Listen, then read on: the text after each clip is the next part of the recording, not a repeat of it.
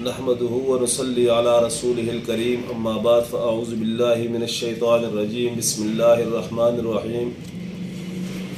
आज सबक नंबर 7 के साथ हाजिर हैं। आज के सबक में हम मिर्ज़ा कादियानी की इबादात के बारे में तफसील से ज़िक्र करेंगे कि ख़ुद को पैगंबर कहलवाने वाले की ख़ुद की इबादात का हाल क्या है। लेकिन इससे पहले आप हमारा YouTube चैनल सब्सक्राइब, लाइक और शेयर ज़रूर करें। मिर्ज़ा कादियानी की इबादात। हज़रात अंबिया किराम अलैहिस्सलाम जहाँ लोगों को अल्लाह की इताअत और फरमाबरदारी की तरफ बुलाते हैं, वहाँ ख़ुद भी कसरत से अल्लाह जल्ल शानुहु की इताअत और इबादत करते हैं। और अंबिया अलैहिस्सलातु वस्सलाम का क्या कहना, कई औलिया ऐसे गुज़रे जो एक रकत में पूरा कुरान पढ़ते थे, सारी रात इबादत में गुजारते, जबकि मिर्ज़ा कादियानी की इबादत और रियाजत का हाल एक आम मुसलमान से भी पतला है। मिर्ज़ा कादियानी की अमली हालत को देखिए और फैसला कीजिए कि क्या ऐसा शख्स रूहानियत के किसी अदना दर्जे पर भी फायज हो सकता है, चे जाए के नबूवत और रिसालत जैसे आला मनसब पर मसनून वज़ा पर नमाज। करीब 6-7 माह या ज़्यादा अरसा गुजर गया है कि नमाज खड़े होकर नहीं पढ़ी जाती और न बैठकर इस वज़ा पर पढ़ी जाती है जो मसनून है, और क़िरात में शायद कुल हुवल्लाह बमुश्किल पढ़ सकूँ। मकतूबात अहमदिया जिल्द नंबर 5 सफ़ा नंबर 88। हज़रत मसीह मऊद को कुरान मजीद के बड़े मुसलसल हिस्से या बड़ी सूरतें याद न थीं। सीरतुल महदी जिल्द सोम सफ़ा नंबर 44। बेटे की खातिर नमाज जुम्मा छोड़ दी। एक जुम्मा के दिन हज़रत मसीह मऊद नमाज जुम्मा के लिए जाने लगे तो मिर्ज़ा मुबारक अहमद ने रोक लिया और जुम्मा के लिए नहीं जाने दिया। इस पर मिर्ज़ा साहब ने नमाज जुम्मा छोड़ दी। ज़िक्र हबीब सफ़ा नंबर 172। रोज़ों की हालत। जब हज़रत मसीह मऊद को दौरे पड़ने शुरू हुए तो आप सल्लल्लाहु अलैहि वसल्लम आपने इस साल सारे रमज़ान के रोज़े नहीं रखे। दूसरे साल 8-9 रोज़े रखे, बाकी छोड़ दिए। तीसरे साल 10-11 रोज़े रखे, बाकी छोड़ दिए। फिर इसके बाद जितने साल ज़िंदा रहे कभी रोज़े नहीं रखे।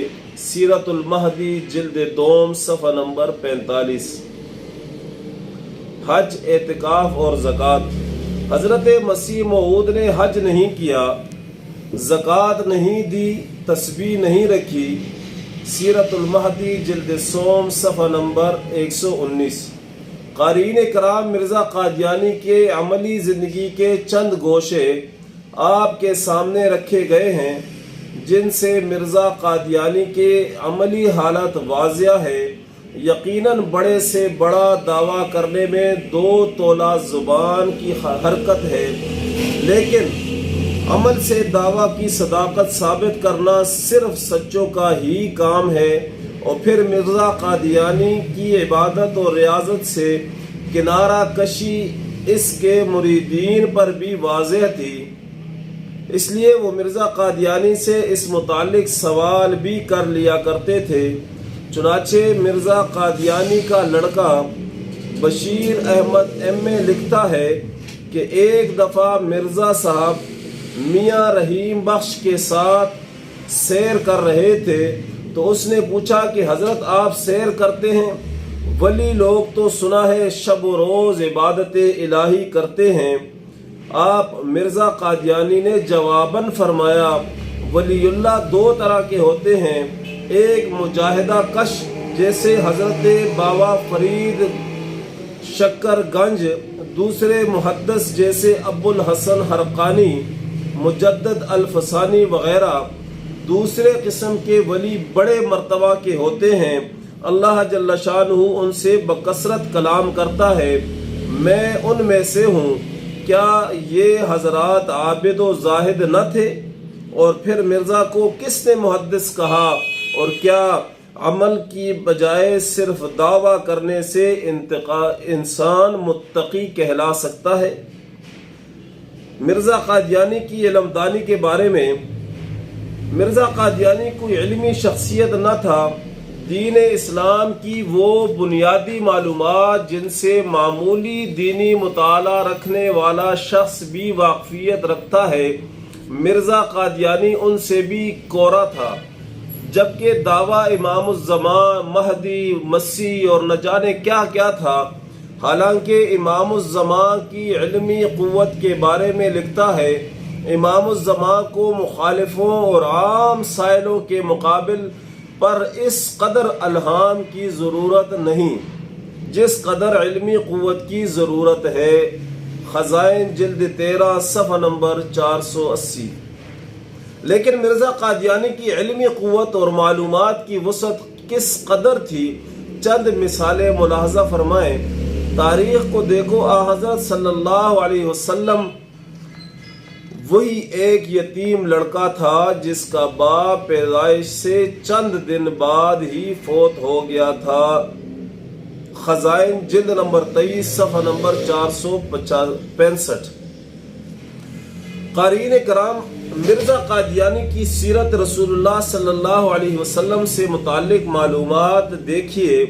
ہر شخص جانتا ہے کہ آپ صلی اللہ علیہ وسلم کے والد محترم کے بارے میں، ہر شخص جانتا ہے کہ وہ آپ کی ولادت سے چند ماہ قبل ہی انتقال فرما گئے تھے، لیکن مرزا قادیانی سیرت کی اس ابتدائی بات سے بھی جاہل ہے، اور پھر آپ صلی اللہ علیہ وسلم کے بارے میں یتیم لڑکا تھا جیسے الفاظ استعمال کرنے سے مرزا قادیانی کا رسالت مآب صلی اللہ علیہ وسلم کا ادب کرنا بھی ظاہر ہے۔ تاریخ دان لوگ جانتے ہیں کہ آپ صلی اللہ علیہ وسلم کے گھر 11 لڑکے پیدا ہوئے تھے اور سب کے سب فوت ہو گئے۔ خزائن جلد 23 صفحہ نمبر 299۔ یہاں بھی مرزا قادیانی کی سیرت سے جہالت ظاہر ہے، کیونکہ کتب سیرت میں واضح لکھا ہے کہ آپ صلی اللہ علیہ وسلم کے گھر 3 لڑکے عبداللہ، طیب، قاسم پیدا ہوئے، جن کا بچپن ہی میں انتقال ہو گیا۔ بخاری شریف میں جو حدیث کی بڑی معتبر مشہور کتاب ہے، مرزا قادیانی کو اس کے مصنف کا نام تک یاد نہیں۔ چنانچہ لکھتا ہے کہ امام محمد اسماعیل صاحب جو اپنی صحیح بخاری میں آنے والے مسیح کی نسبت صرف اس قدر حدیث بیان کر کے چپ کر گئے کہ امامکم منکم، اس سے صاف ثابت ہوتا ہے کہ دراصل حضرت اسماعیل بخاری صاحب کا یہ مذہب تھا۔ خزائن جلد 3 صفحہ نمبر 153۔ قارئین کرام، بخاری شریف کی شہرت اور مقام سے کون سا مسلمان ناواقف ہوگا، لیکن مرزا قادیانی امام بخاری کے نام تک سے واقف نہ تھا، اس لیے اپنی کتابوں میں امام بخاری کا نام محمد اسماعیل بخاری لکھتا ہے، حالانکہ اسماعیل تو ان کے والد کا نام تھا، امام بخاری کا نام تو محمد تھا۔ یہ ہے مرزا قادیانی کی علم حدیث سے جہالت کا بعین ثبوت، اور یہ اس شخص کی حالت ہے جو کہتا ہے کہ میں حکم بن کر آیا ہوں، اس لیے میں جس حدیث کو غلط کہہ دوں وہ مردود ہے، چاہے وہ محدثین کی شہادت اس کی صحت پر ہو، نعوذ باللہ۔ اور جو یہ کہتا ہے کہ میری وحی کے مقابل حدیث کو ردی کی طرح پھینک دو، نعوذ باللہ۔ اہل علم جانتے ہیں کہ مشہور عالم حافظ ابن حجر مکی شافعی المذہب تھے، لیکن مرزا قادیانی نے اپنی وحی کے ذریعے ان کا حنفی ہونا لکھا ہے۔ ملاحظہ فرمائے فتاوی ابن حجر، جو حنفیوں کی ایک نہایت معتبر کتاب ہے، خزائن جلد نمبر 14 صفحہ نمبر 315۔ یہاں مرزا قادیانی نے شوافع کی معتبر کتاب فتاوی ابن حجر کو حنفیوں کی معتبر کتاب کہہ کر فقہ سے جہالت کا ثبوت دیا ہے۔ بھلا جو شخص فقہ کی کتابوں کے سرسری تعارف سے ناواقف ہو وہ اصول فقہ اور فقہ کے باریک مسائل کو کیا جانتا ہوگا؟ اور کیا ایسا جاہل شخص اجتہاد کا اہل ہو سکتا ہے؟